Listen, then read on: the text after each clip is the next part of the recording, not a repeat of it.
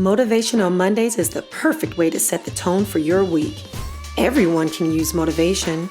Mondays are amazing, rich with opportunities, full of potential, and now motivational. Your week begins here. Good Monday morning. I am, of course, Genevieve Jones-Wright, the founder and lead empowerment mentor of Motivation.In.Action, or MIA, and I am so stoked this morning as we continue our conversations during Second Chance Month, because I am being joined by the one and the only, the fabulous Miss Jen Abreu. How are you doing? Good morning, Jen. I'm doing great. Thanks for having me. Got two Jens in the house? Two Jens, one with a J, one with a G, but we're going to get it covered. Absolutely. So I'm loving your t-shirt. Thank you. All my homies hate prison. Yes. All of them. Even the ones on the outside and especially the ones on the inside. Yes. So why are we wearing that shirt today? Well, I am the executive director of Redemption Row, California. And that is a prisoner advocacy group. Most importantly, it's prisoner-led. So I'm just the point person on the outside, but I have a team of very sharp individuals that are incarcerated all throughout the state of California, and who I have personally trained in conflict resolution and nonviolence. And they have taken these skills and they use them to mentor other people inside prison. And we focus more on parole board advocacy and get people prepared for the biggest day of their life, which is going in front of the Board of Parole and trying to get home. Trying to get home. And so we're here having a conversation around Second Chance Month. Yes. And I think a lot of times people don't really understand that California incarcerates a great number of people. Yes. And we don't really do the best job that we can as a state. Correct. To give folks the resources that they need, or to even give them the opportunities and the second chance or the third chance that they may need at a new life. Yes. I think the latest statistic in California is 1 in 100 people are incarcerated. They're under some sort of state control, whether that be in county jail, house arrest, parole, probation, or a state prison institution, right? And also California has the highest recidivism rate out of all 50 states, meaning the rate in which one returns to prison. And that metric right now currently is, I want to say it varies between 68 and 75%. So what I usually do in one of my prison workshops is I make 10 men stand up, and then I have 3 of them sit down and I tell them to look at each other, because the rest of everybody that's standing is going to be coming back to prison. And that's not a mistake. It's by design, because we are not providing the rehabilitative programs inside the prisons that actually reduce not only violence inside, but the rate in which people return to prison. Absolutely. I know that we've gone back to having the R back in CDCR, but we have to really be honest with ourselves that they really focus more on corrections and not rehabilitation. And what I love about Redemption Row is, one, it's incarcerated people focused. Yes. So we'll talk about that for sure. But you and what you do focuses on the most serious offender. Yeah. And I found that most times in prison, when we have certain courses or classes, they're not available to the folks who need it the most. They're kind of just given up on. So I really want to talk about that. Why the most serious? Leading a group of all men who are high profile, high security, some of California's most violent offenders. I, as a woman, need to know that when someone is being released out of our prison system, that they're rehabilitated. Because I don't know if the person that's moving in next to me, or the person I encounter, in line at the post office, if this person has been released from prison and they've been rehabilitated. To know that there's programs that are really getting to the root of things, getting to the root of the violence or the criminal thinking and the causative factors that lead to this person's crimes, that those have been addressed, and this person is a functional person in society. This is important. It's important for women, it's important for children, because we cannot just release people out of prison that have had no rehabilitative programming whatsoever. That's a detriment to society. It really truly is. And it's a detriment to the person that's being released, because ultimately they're not going to have the tools to function and deal with triggers, substance abuse, and poverty issues, and they're going to regress because they have not learned coping skills in prison through programming, and they're going to go right back into the system. Indeed. And I think a lot of people don't know that most of the people in our prisons are going to go home at some point. Correct. So we should probably equip them the best way we can so that they are productive members of our communities. Right. California, supposedly the most progressive state in the union, is literally incarcerating teenagers for 90 years and to life. Meaning, what we call in prison is an LWOP it's just a toe tag in prison, and there's no reason for that. What that does is it says we don't trust and we don't believe in our correctional system to rehabilitate people. And then what good are we doing then? We are warehousing human beings if we are throwing up our hands and saying this person is absolutely off the spectrum to be rehabilitated. And it's a sad commentary on who we are. Exactly. And there's a saying out there that says, a nation is only as good, right, as how we treat our incarcerated people. And this is what our prisons are full of, are people who have never had the chance on the outside to live a life of dignity and become the best person that they need to be because of policy. Absolutely. So last week I was speaking with Brandon Stepp, the executive director of the David's Heart Foundation, where we are today.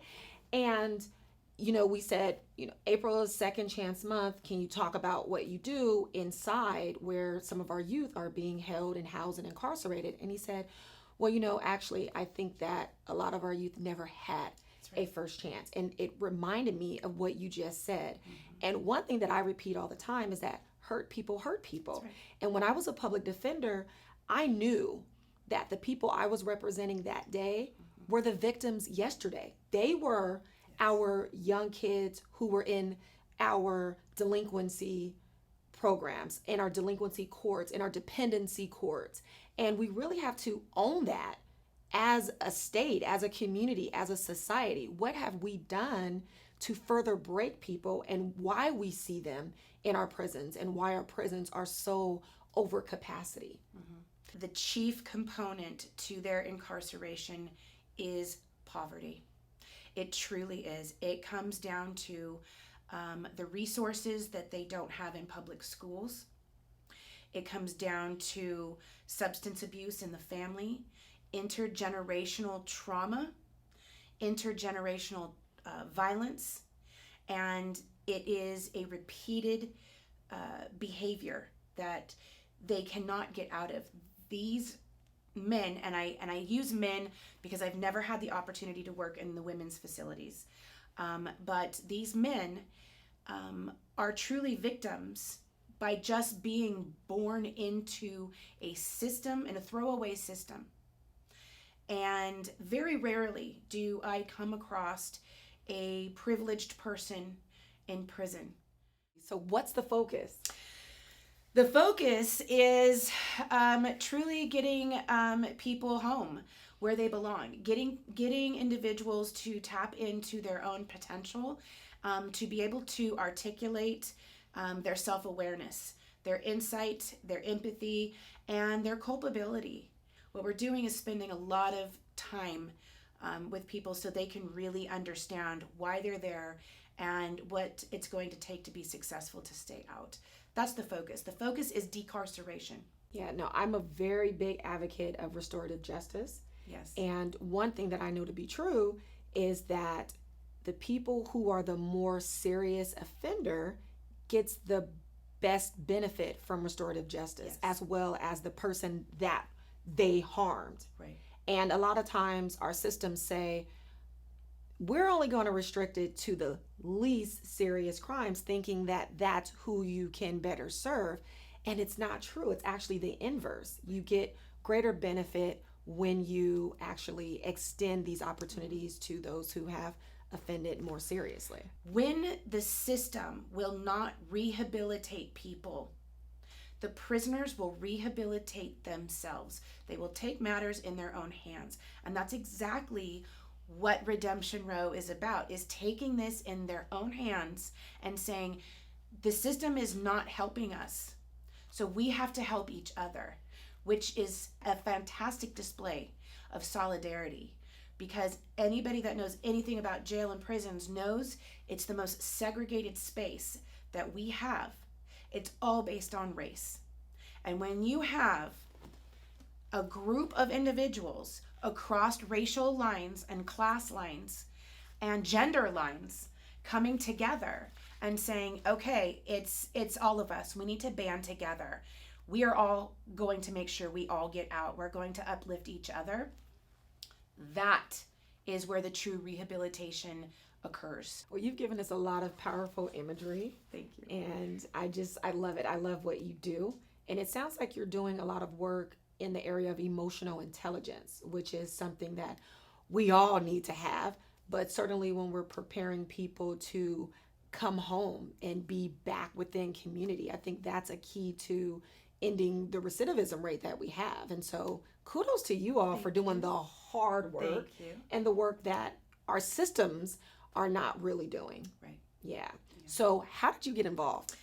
I got involved. I was invited to go to prison by a woman that I was taking a political science class with over here at City College. She invited me to come to a level 4 maximum security prison and be part of a communications workshop that she would facilitate. And it interested me because I always knew I wanted to be part of the criminal justice system. I just didn't know at what capacity. So I thought, well, let's give it a shot. And I've always considered myself what I call the wet paint girl.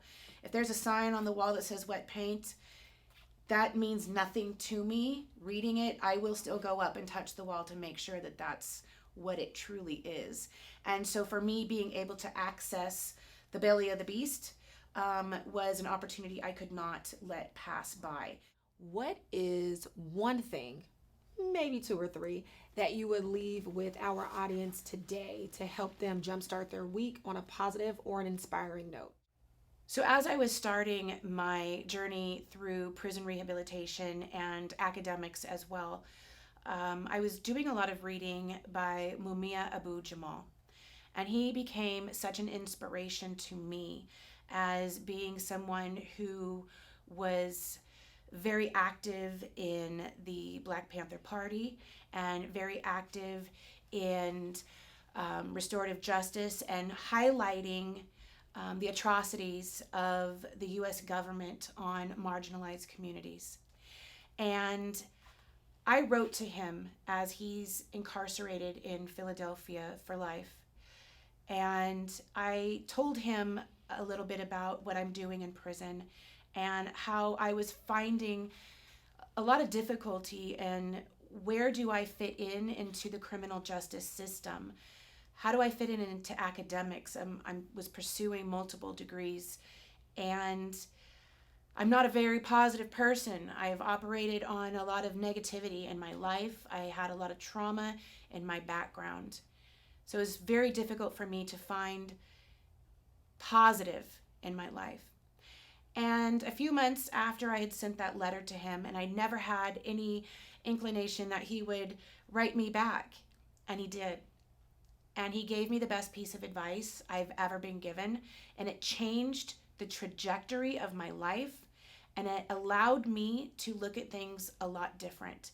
And so I always tell people this: if you're like me and you are having a very difficult time trying to find inspiration, you're trying to find something that you love, look at it from a different point of view, because there's two sides to every coin. Find something you hate and go destroy it. Then build something that you love to replace it. And that's exactly what Redemption Row, California is. I don't go to prison and I don't work with prisoners because I love it. I hate it. I hate the system. I hate everything that prison is. But I love the people that I work with. And so what I'm doing is building something new to replace what I hate. Now, that is some powerful imagery and very powerful words and very powerful actions, because you are doing this every single day with Redemption Row. Yes. So I just want to thank you for that. Thank you. Thank you for being here, for sharing that and sharing parts of your story. And you heard it here from Miss Abreu that if you don't have anything that you love, focus on something that you don't love, something that you want to replace, destroy, dismantle, something that you hate, and then build something that you love. Wow. Let's all go forth and start our weeks on this very positive and empowering note. I'll see you next week. Thank you so much for joining us for this week's Motivational Mondays. I'm going to see you next week, same time, same place, right here, with more inspiration to help you jumpstart your week. Now, if you found this week's conversation inspirational or motivational in any way, maybe you got a gem to carry with you throughout the day or the week, please feel free to like, comment, and share. Because remember, everyone can use some motivation. And if you haven't already, please subscribe. I'll see you next week.